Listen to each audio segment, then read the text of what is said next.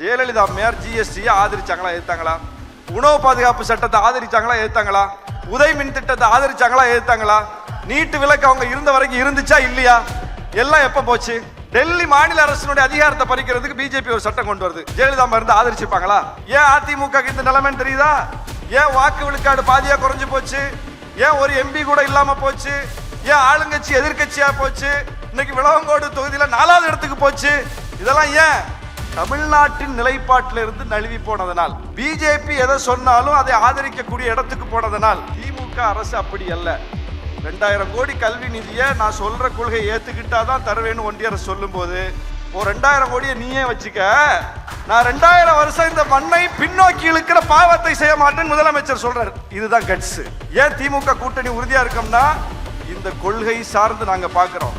நம்ம கொள்கையே கடைபிடிக்கிறாங்களா, அதுல உறுதியா இருக்காங்களா?